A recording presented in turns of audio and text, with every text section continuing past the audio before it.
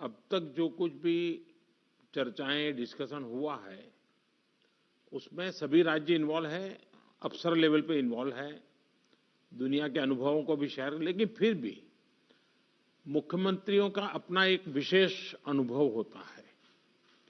Public life में काम करने वाले लोगों की एक विशेष दृष्टि होती है, क्योंकि इन चीजों को अगर आपके सुझाव मिलेंगे तो मेरा आग्रह है कि आप लिखित में अगर हो सके उतना जल्दी, क्योंकि आज भी कुछ अच्छे मुद्दे उठाए सबने कि ये हो ये हो ये हो, इससे भी ज्यादा होंगे। ये अगर मिल जाएंगे तो हमें अपनी स्ट्रेटेजी वर्कआउट करने में सुविधा होगी।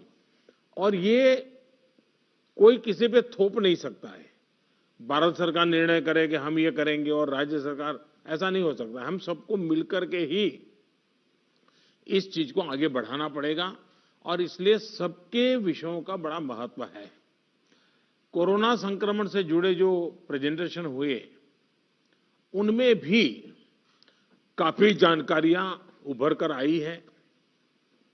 आज मैं प्रारंभ में कुछ मुख्यमंत्रियों से बात की थी जहां स्थिति जरा बिगड़ रही है।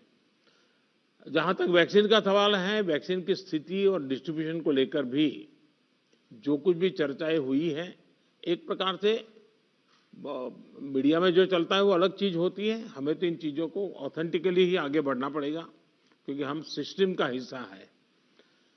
लेकिन फिर भी काफी चित्र स्पष्ट हुआ है। एक समय था जब हम सभी के सामने चुनौती एक अनजान ताकत से लड़ने की थी, लेकिन देश के संगठित प्रयासों ने इस चुनौती से मुकाबला किया, नुकसान को कम से कम रखा। आज रिकवरी रेट और फैटेलिटी रेट दोनों ही मामलों में भारत दुनिया के अधिकतर देशों से बहुत संभली हुई स्थिति में है। हम सभी के अथक प्रयासों से देश में टेस्टिंग से लेकर ट्रीटमेंट का एक बहुत बड़ा नेटवर्क आज काम कर रहा है। इस नेटवर्क का लगातार विस्तार भी किया जा रहा है। पीएम केयर्स के माध्यम से ऑक्सीजन और वेंटिलेटर्स उपलब्ध कराने पर भी विशेष जोर है। कोशिश ये है कि देश के मेडिकल कॉलेज और जिला अस्पतालों को ऑक्सीजन जनरेशन के मामले में सेल्फ सफिशिएंट बनाया जाए। इसलिए अभी 160 से ज्यादा नए ऑक्सीजन प्लांट्स के निर्माण की प्रक्रिया ऑलरेडी शुरू की गई है। पीएम केयर फंड से देश के अलग अलग अस्पतालों को हजारों नए वेंटिलेटर्स मिलने भी सुनिश्चित हुए हैं। वेंटिलेटर्स के लिए पीएम केयर्स फंड से 2000 करोड़ रुपए ऑलरेडी स्वीकृत किए गए हैं। साथियों, कोरोना के मुकाबले के बीते 8-10 महीने के अनुभवों के बाद देश के पास पर्याप्त डेटा है। कोरोना के मैनेजमेंट को लेकर एक व्यापक अनुभव है। आगे की रणनीति बताते समय हमें बीते कुछ महीनों के दौरान देश के लोगों ने, हमारे समाज ने कैसे रिएक्ट किया है, कैसे रिस्पॉन्ड किया है, मुझे लगता है इसको भी हमें समझना होगा। देखिए, कोरोना के दौरान भारत के लोगों का व्यवहार भी एक तरह से अलग अलग चरणों में रहा है और अलग अलग जगह पे अलग अलग रहा है। जैसे हम मोटा मोटा देखें तो पहला चरण था, बड़ा डर था, खौफ था, किसी को ये समझ नहीं आ रहा था कि उसके साथ क्या हो जाएगा, और पूरी दुनिया का ये हाल था। हर कोई पैंडेमिक में था, पैंडेमिक के कारण पैनिक में था और उसी हिसाब से हर कोई रिएक्ट कर रहा था। हमने देखा प्रारंभ में आत्महत्या तक की घटनाएं घटी थी। पता चला कोरोना हुआ तो आत्महत्या कर दी। इसके बाद धीरे धीरे धीरे दूसरा चरण आया। दूसरे चरण में लोगों के मन में भय के साथ साथ दूसरों के लिए संदेह भी जुड़ गया। उनको लगा कि भाई इसको कोरोना हो गया, मतलब कुछ गंभीर मामला है, दूर भागो। एक प्रकार से घर में से भी नफरत का माहौल बन गया और बीमारी की वजह से समाज में कटने का डर लोगों को लगने लगा। इस कारण कोरोना के बाद कई लोग संक्रमण को छिपाने लगे। उनको लगा कि ये तो बताना नहीं चाहिए, कुछ समाज में मैं कट जाऊंगा। अब उसमें से भी हम धीरे धीरे समझे लोग बाहर आए। तीसरा चरण शुरू हुआ। और तीसरे चरण में लोग काफी हद तक संभलने लगे, अब संक्रमण को स्वीकारने के लगे और अनाउंस भी करने लगे, भाई मुझे तकलीफ है, मैं आइसोलेट कर रहा हूं, मैं क्वारंटाइन कर रहा हूं, आप भी करिए। जो एक प्रकार से लोग भी अपने आप से लोगों को समझाने लगे। लेकिन आपने भी देखा होगा कि लोगों में अधिक गंभीरता भी आने लगी और हमने देखा कि लोग अलर्ट भी होने लगे। और इस तीसरे चरण के बाद हम चौथे चरण में पहुंचे। जब कोरोना से रिकवरी का रेट बढ़ा तो लोगों को लगता है कि ये वायरस नुकसान नहीं कर रहा है, ये कमजोर हो गया है। बहुत से लोग ये भी सोचने लगे हैं कि अगर बीमार हो भी गए तो ठीक हो जाएंगे। इस वजह से लापरवाही का ये स्टेज बहुत बड़ा व्यापक हो गया है। और इसलिए मैंने हमारे त्योहारों की शुरुआत में ही स्पेशली राष्ट्र के नाम संदेश दे करके सबको हाथ जोड़ करके प्रार्थना की थी कि भाई ढिलाई मत बरतिए, क्योंकि कोई वैक्सीन नहीं है, दवाई नहीं है, हमारे पास एक ही रास्ता बचा है, हम हर एक को कैसे अपने अपने आप बचाएं। और हमारी जो गलतियां हुई वही एक खतरा बन गया, थोड़ा ढिलाई आ गई। इस चौथे चरण में लोगों को कोरोना की गंभीरता है ही है, इसलिए हम सभी को, शासन प्रशासन को पहले से भी अधिक जागरूक, अधिक सतर्क रहने की जरूरत है। हमें ट्रांसमिशन को कम करने के लिए अपने प्रयासों को जरा और गति देनी होगी। टेस्टिंग हो, कंफर्मेशन, कॉन्टैक्ट ट्रेसिंग, डेटा, इन सारी जुड़ी किसी भी तरह की कमी को हमें सर्वोच्च प्राथमिकता देते हुए उसको ठीक करना होगा। पॉजिटिविटी रेट को 5% के दायरे में लाना ही होगा।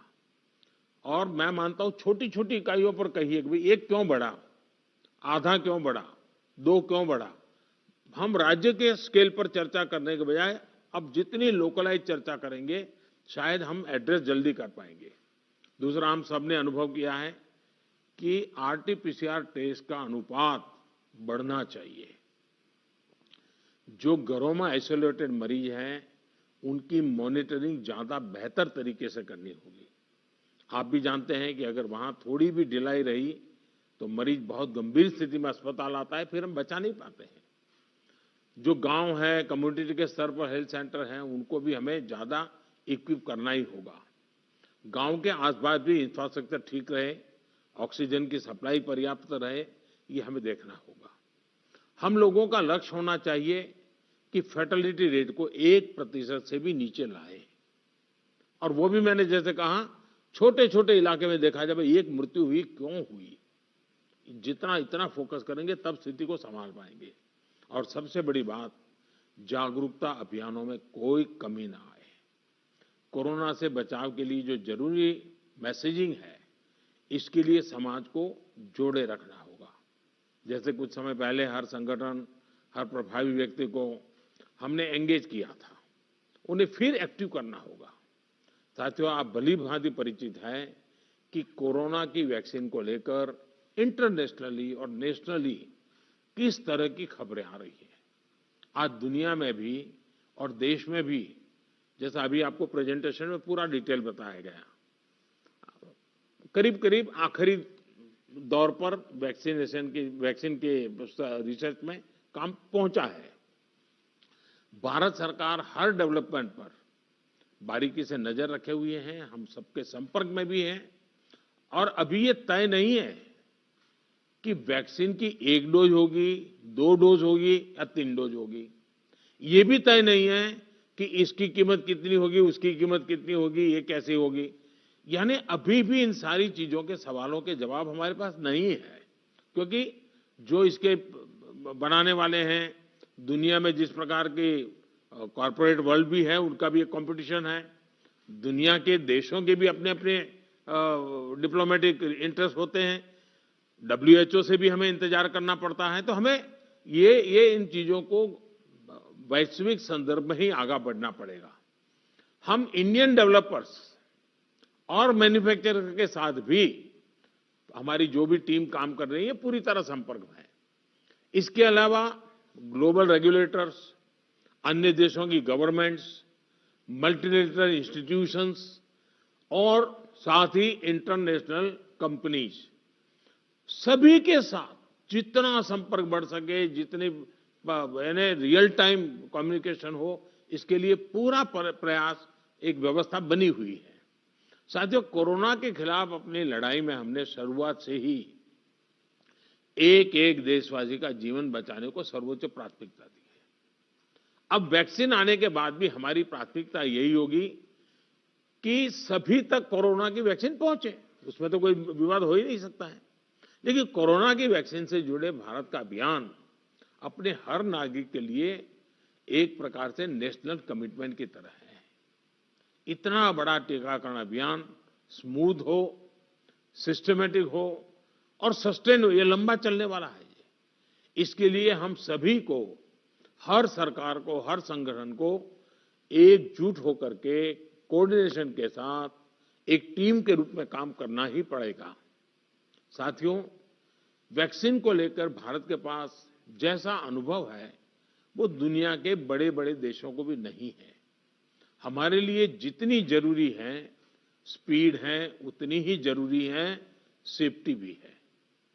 भारत जो भी वैक्सीन अपने नागरिकों को देगा वो हर वैज्ञानिक कसौटी पर खरी होगी। जहां तक वैक्सीन के डिस्ट्रीब्यूशन की बात है तो उसकी तैयारी भी आप सभी राज्यों के साथ मिलकर के की जा सके रही है। वैक्सीन प्राथमिकता के आधार पर किसे लगाई जाएगी, ये राज्यों के साथ मिलकर के एक मोटा-मोटा खाका भी आपके सामने रखा है कि भाई अगर इस प्रकार से WHO ने जो कहा है हम चलते हैं तो अच्छा है, लेकिन फिर भी ये निर्णय तो हम सब मिलकर के ही करेंगे।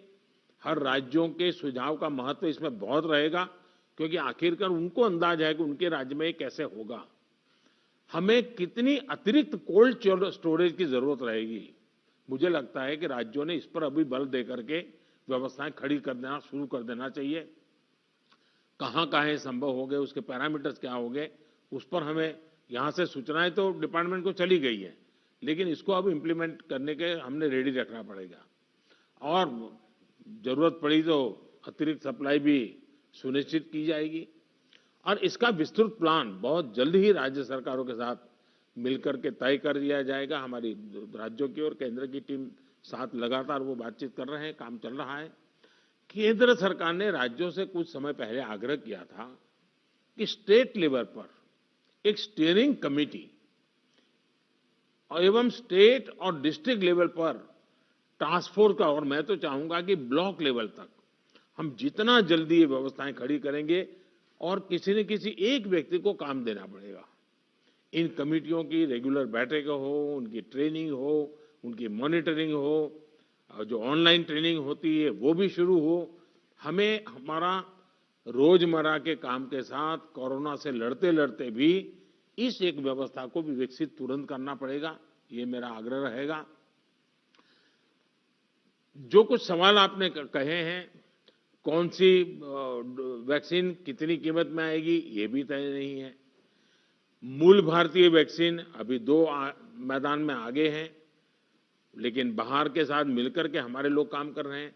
दुनिया में जो वैक्सीन बन रही हैं वे भी मैन्युफैक्चरिंग के लिए भारत को के लोगों के साथ ही बात कर रहे हैं, कंपनियों के साथ। लेकिन इन सारे विषयों में हम जानते हैं कि 20 साल से मान लीजिए कोई दवाई पॉपुलर हुई है, 20 साल से लाखों लोग उसका उपयोग कर रहे हैं, लेकिन कुछ लोगों को उसका रिएक्शन आता है, आज भी आता है, 20 साल के बाद भी आता है। तो ऐसा इसमें भी संभव है। निर्णय वैज्ञानिक तराजू पर ही तोला जाना चाहिए। निर्णय उसकी जो अथॉरिटीज हैं उन अथॉरिटीज के सर्टिफाइड व्यवस्था से ही होनी चाहिए। हम लोग समाज जीवन की चिंता करते हैं, लेकिन हम सब जानते हैं कि हम कोई वैज्ञानिक नहीं है, हम इसकी एक्सपर्टाइज हमारी नहीं है। तो हमें दुनिया में से जो व्यवस्था के तहत जो चीजें आती हैं, आखिरकार उसी को ही स्वीकार करना पड़ेगा और उसको स्वीकार करके हम आगे चलेंगे। लेकिन मैं आपसे आग्रह करूंगा कि आप के मन में जो योजना हो, खास करके वैक्सीन के संबंध में, किस प्रकार से आप डिलीवरी नीचे तक ले जाएंगे, आप जितना जल्दी बहुत डिटेल प्लान करके लिख करके भेजेंगे तो निर्णय करने में सुविधा होगी। और आपके विचारों का ताकत इसमें बहुत है। राज्यों का अनुभव बहुत अहमियत रखता है, क्योंकि वहीं से ये चीज आगे बढ़ने वाली है। और इसलिए मैं चाहूंगा कि आपका बहुत ही एक प्रकार से प्रोएक्टिव पार्टिसिपेशन इसमें बने, यही मेरी अपेक्षा है।